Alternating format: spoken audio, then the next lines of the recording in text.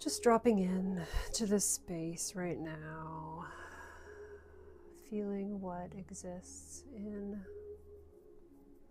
the collective at this moment. Today was Tuesday, October 7th, and for the two people in my life who have their birthdays today, both of whose names start with Z, I love you both very much, and I really, really hope that your birthday does not become a September 11th, because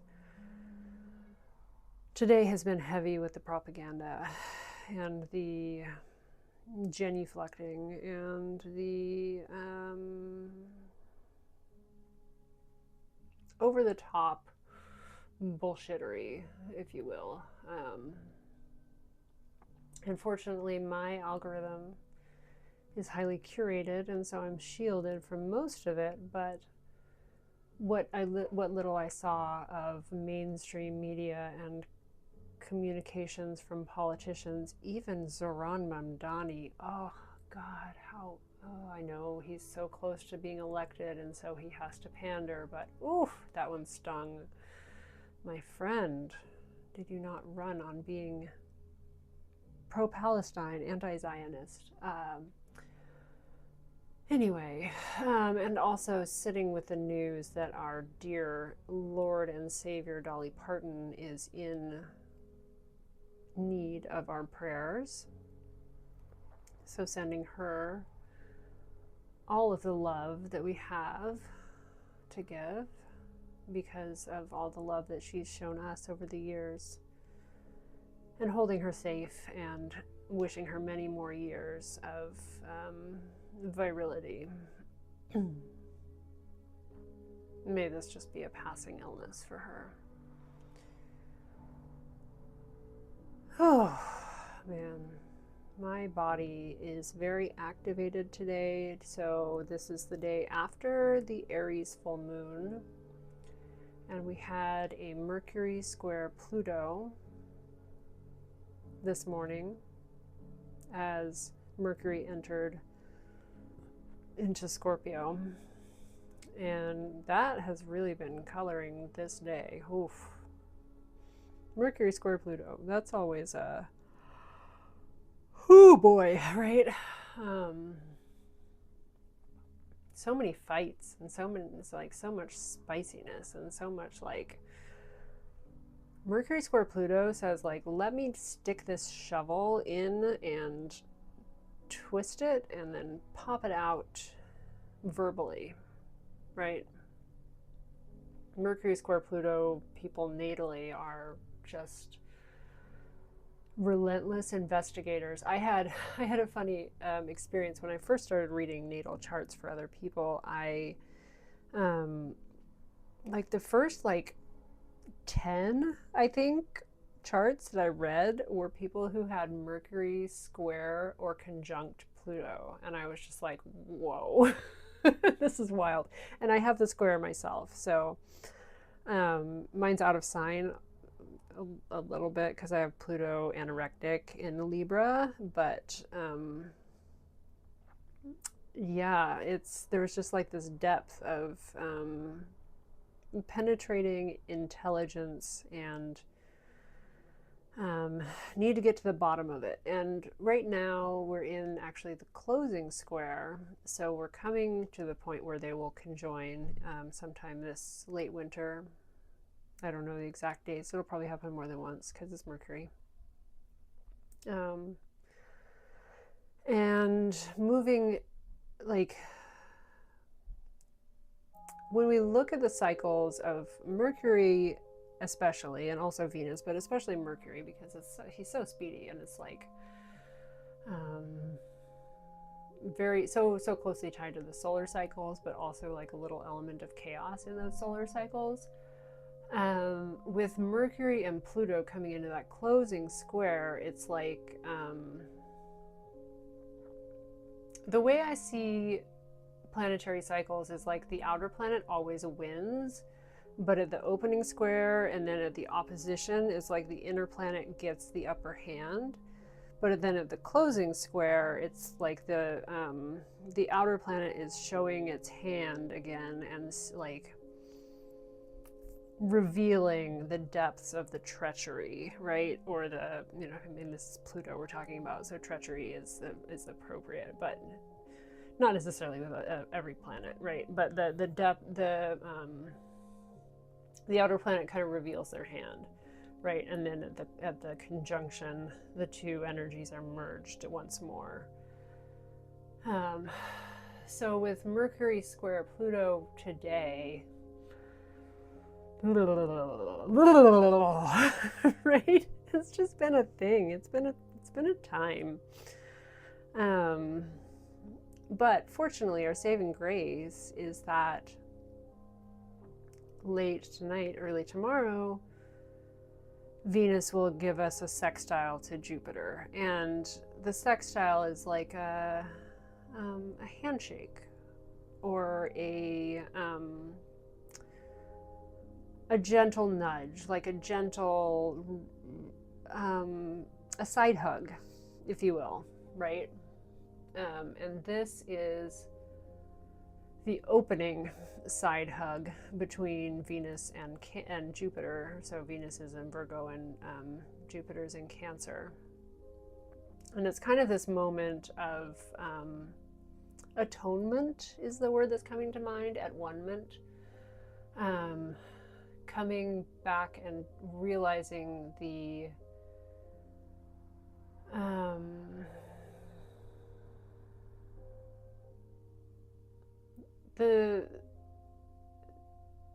unbearable necessity of ourselves to each other.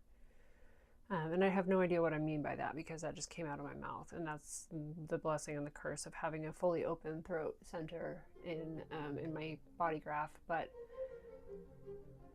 that sextile between Venus and Jupiter is saying, like, hey, not everything is cool, right? Things are not copacetic in the world right now. If you are deeply immersed in the 3D time matrix, as most of us are, and as I've talked about on these last, on the last three editions of this podcast, when you try to linearize time, you always find yourself at the end of it, and so you have to keep predicting the end and the end and the end and the end. When we start to work with cycles, we recognize that we are at the beginning of some cycles and we're at the end of other cycles, and cycles happen within cycles and upon cycles, and there is no beginning and there is no end. So really starting to find the places where we can divest from this urgency that the linearization of time has put upon us, and embrace the cyclical nature of time and of reality. I'm going to open the window because it was warm today. I'm pleasantly surprised.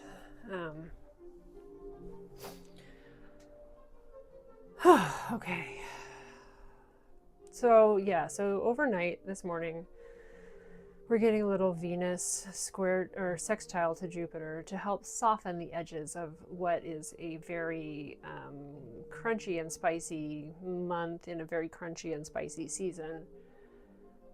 And it's also leading up to Venus's ingress into Libra.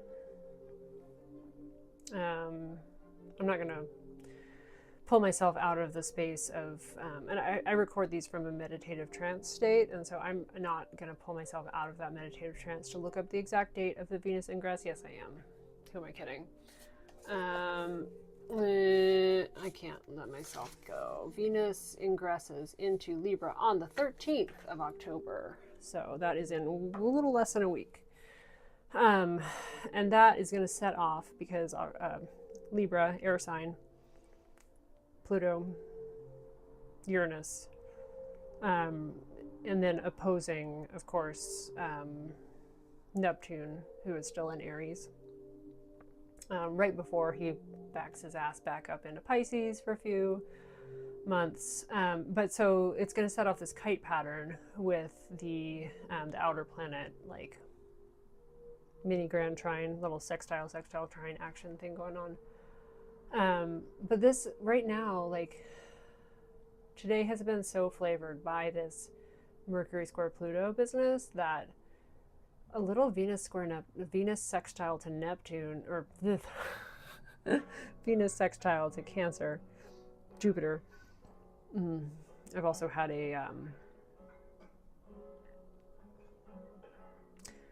I indulged in a adult beverage tonight, so things are, synapses are appropriately lubricated.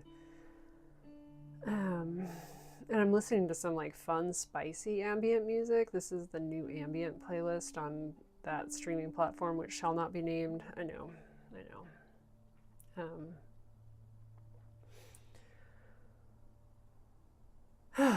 Yeah, just taking a moment to come back into our bodies and grounding out of this. Yeah, so I don't know if I'm the only one that's been feeling this like really edgy energy. It probably doesn't help that Pluto is like right on top of my Mercury Venus conjunction and square to my Saturn, and kind of widely still square to my Pluto placement natally. So I feel these like early, especially early air sign and early fixed sign places very acutely.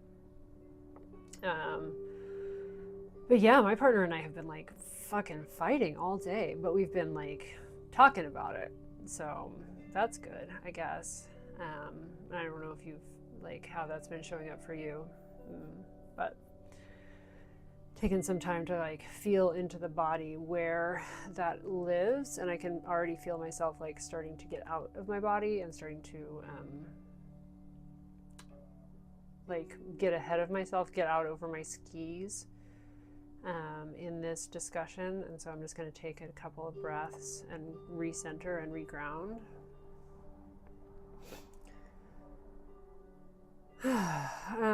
There's so much passion in the air right now. There's so much electric possibility as we are all awakening to the fact that we have power and we can change the course of history together.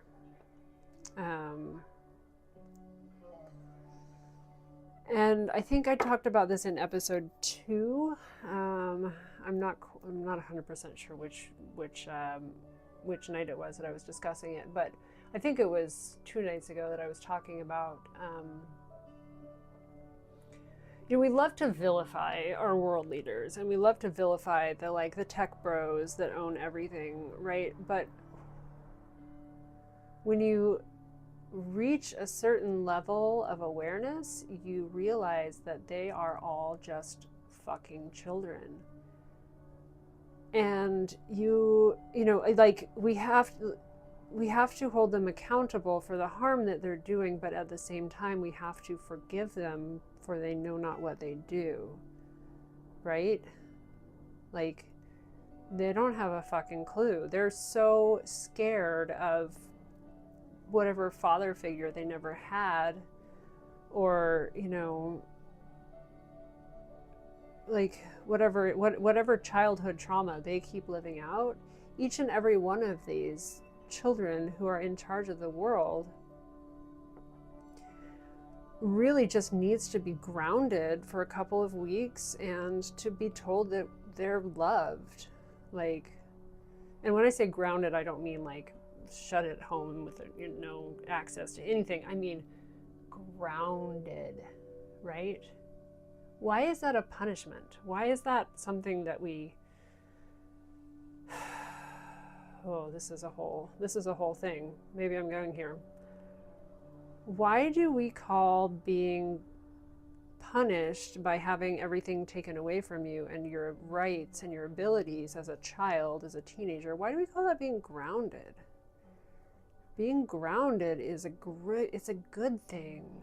It's an important thing. We all should be grounded. We all should be releasing our extra energies that we don't know what to do with into the ground, into the earth. But I think this is, I think this is kind of just a representation of the world right now and how ungrounded we are as a culture, how divorced we are from our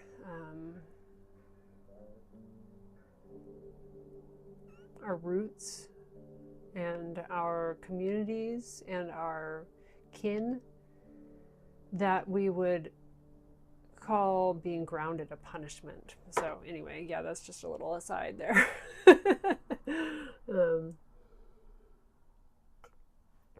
Yeah, so our saving grace tonight is that we do have that Venus sextile to Jupiter.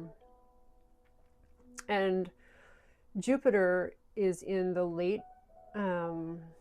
degrees of Cancer, and it's just about to turn retrograde, or it just did turn retrograde. Is that in November?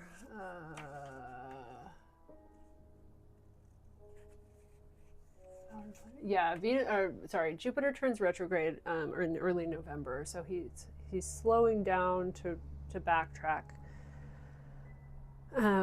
before kind of covering those last degrees of Cancer and then slipping into Leo.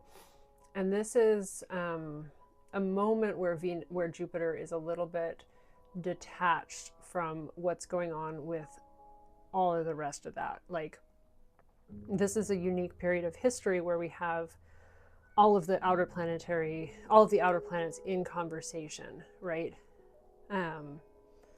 Since we just had Saturn, Uranus, Neptune, and Pluto transiting into new signs. Saturn, Neptune, Uranus, all going to backtrack. Saturn's already backtracked a little bit. And Jupiter is coming into conversation with Saturn. It won't be exact, but it will edge at it over the next few months. And I think it won't be exact until like next year. But all of the outer planets are kind of in this conversation, but Jupiter is kind of like lagging behind or pausing and giving us a moment of like consideration in the second half of Cancer, and kind of going backwards through the the second half of Cancer and reviewing things before it comes back into this like concert that the other four outer planets are holding a steady tone right now. Because Pluto is the furthest progressed in terms of where it is in its sign. Pluto's the only one that's not going to retrograde back into its previous sign. And it's going to retrograde back as far as the second degree or 01 of Aquarius. But then we have Saturn, which is already well back into Pisces. Neptune is going to re-enter Pisces soon, and Uranus is going to re-enter Taurus. So it's kind of like, I'm getting the image of like relieving the tension on the bow to string it. So like imagine trying to string a bow, right? So you have to kind of like put your body weight on the, like you've got the frame of the bow, and I don't know the right words, so I'm probably using the wrong words, but you've got the frame of the bow and you're trying to string it, right? And so you like line it up with your body, and then you grab the top of it, and then you put your body weight on it while you've got the string looped around the bottom, and you put your body weight on it and pull down as hard as you can, but trying not to lose the context, or not to lose the contact with the ground, in order to wrap that string around the top of the bow, so that when you release your body weight from the bow, the string is taut enough to shoot the arrows, right? That's the image that's coming up right now for the outer planetary configuration with that. So we have,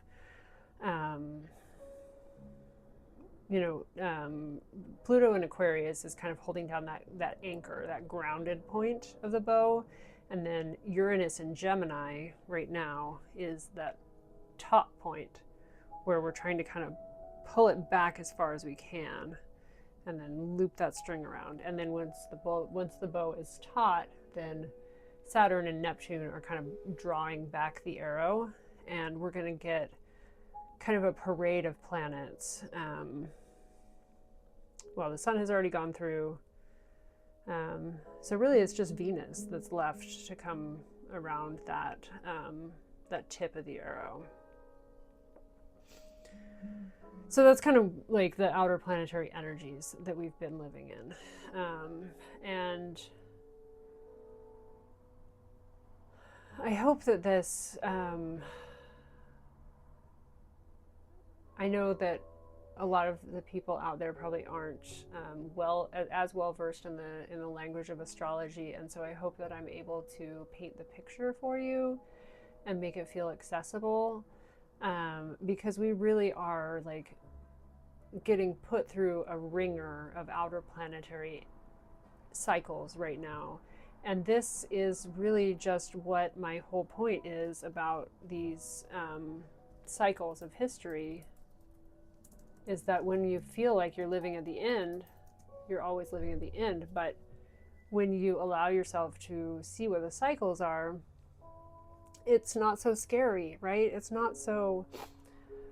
And this one, okay, I'll admit, as somebody who is well versed in astrology and who has dug into the research and looked at, what does it mean when Uranus reaches the 9th degree of Gemini? It's always major events. And have all of the outer planets ingressed new signs in the same year before? No, they haven't. As long as we've been keeping, or as far back as we can calculate, which is like 5000 BC, we've never seen this before. But maybe it's an opportunity for us to actually finally put linear history to bed and to allow linear history to end. And instead of having to measure everything on this straight yardstick, to allow cycles and cyclical behavior to become the norm and the foundation upon which we build. And this is going to be a crucial transition if we are building a civilization here that will endure, or if we're going to be just another flash in the pan like we've been before. And these are messages that are just coming straight through me. I'm edging on trance channeling at this point, so just want to acknowledge that. But what I'm seeing right now, and I hope that people who are tuning in are able to do so from a meditative state and with your eyes closed and seeing the things that I'm seeing, because it's really going to make this more powerful. But what I'm seeing right now is this. We've been trying to build on a number line, right? Take the number line, right? Start at 0, go to 1, 2, 3, 4, 5, 6, 7, right? All the real numbers stretched out into like Euclidean infinity, right? It's not very robust to build anything on, right? The line gets fragile as it gets longer. But then imagine like a spirograph of cycles and epicycles, right? Of planetary cycles and configurations and seasons and lifetimes and the lifetimes of institutions and countries and things that we build, right? The lifetimes of spaceships and the lifetimes of stars. All of these things which can be represented on a number line in terms of linear history, but imagine that time folding back on itself and looping and creating these like biological structures, these like double helix DNA, flower of life, like even like a Twizzler, right? These like linear but not linear woven web, cords, ropes of time instead of timelines. Instead of timelines, we have time ropes and time tapestries, right? Don't you think that you could build something so much more structurally sound if you acknowledged the fact that your lines loop back in on each other?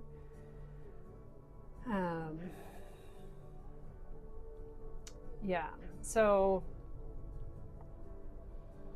if you don't know astrology, there's always time to learn. It's time to learn.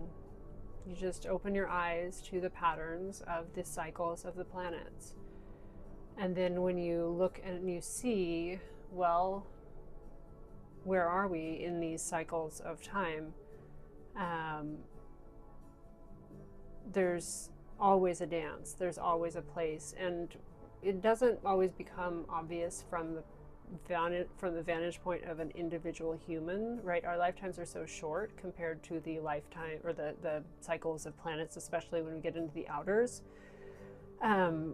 But you can start to take a step back and take a bigger view and take a broader view and learn how history repeats itself and rhymes and is weaving these like ropes of time instead of timelines, right? So I think that's part of the great work that we're here to do.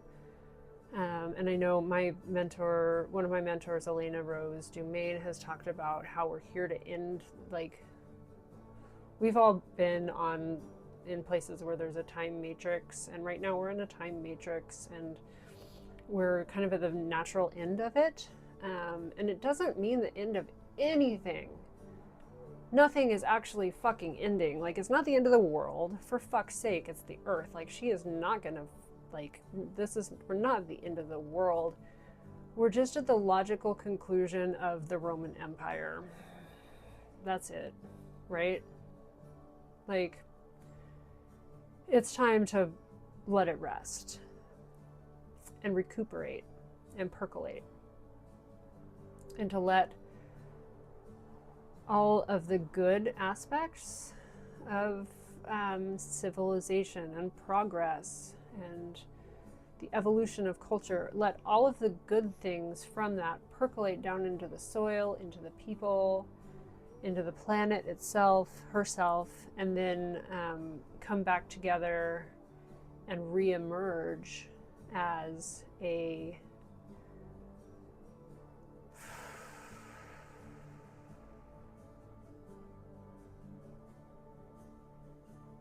I don't have words, right? Re-emerge as an organic and fluid and self-supporting and sustainable and beautiful and nourishing version of what we have now, right? Because when we're working on linear time, we get to a point where we're just putting the railroad tracks under the train as we're steaming off the cliff, right? Like a Wile E. Coyote, right? And we're well over that cliff. Like, all we have to do is look down and we're gonna fucking fall. But if we let these things that we have created, if we let all of these, like the technology, like the ways that we have captured lightning inside of sand and made it fucking think, like, that's pretty wild, right? And that's not to diminish that, right? We did that. But it's time to let it settle and time to stop this constant need for linear progress and linear constant striving and yang and masculine and outer and outer and outer and outer and up and up and up and up and up and up and up, right? Because at some point you're going to just fall over. So if we can let the things that we have created that we want to preserve come to rest on the earth and build in the within the skeleton of what remains, we build these nurturing webs of community and wholeness and understanding and acceptance and shared vision. Then we can build a fucking self-sustaining civilization here on this planet that can join the galactic community, right? That can join up with all of the other star nations that indigenous cultures have told us about for millennia.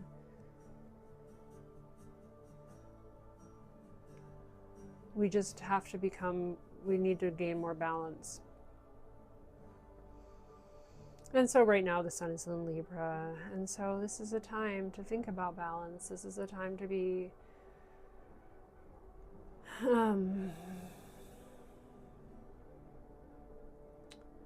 weighing the harvest, right?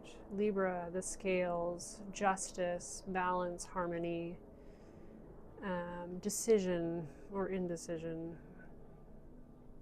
That moment in the seasons when the balance starts to tip more towards the underworld, towards the time of darkness. We assess the harvest, we weigh it, we look at what we've brought in, what we've learned, what we've taken in from the sun, from so much sun over the summer season, and we prepare to go inward. And these are those times. This is that time in the northern hemisphere, of course. Australians, y'all are getting ready to emerge, and South Americans, of course. But with the looking forward to that time of darkness and that time of contemplation and inward focusing. And yin and allowing and being rather than doing. So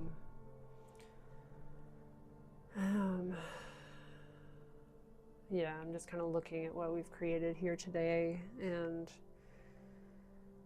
I hope that some of this resonates with you, and I hope that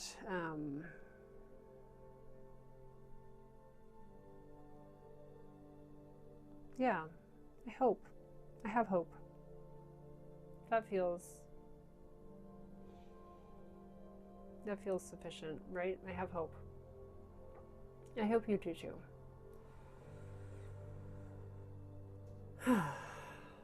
Just taking a moment to sit with that, checking in with my body. So I invite you to check in with yours and see, has anything shifted for you since sitting down with this recording, and how?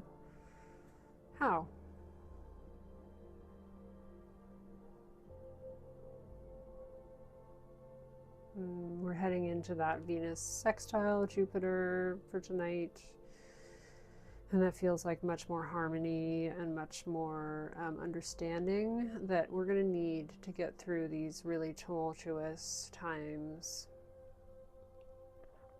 So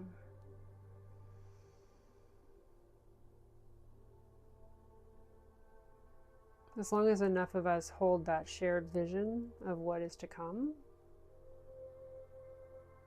we'll get there.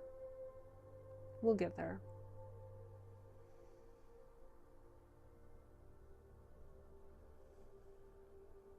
Thank you for being here. Good night. Good luck.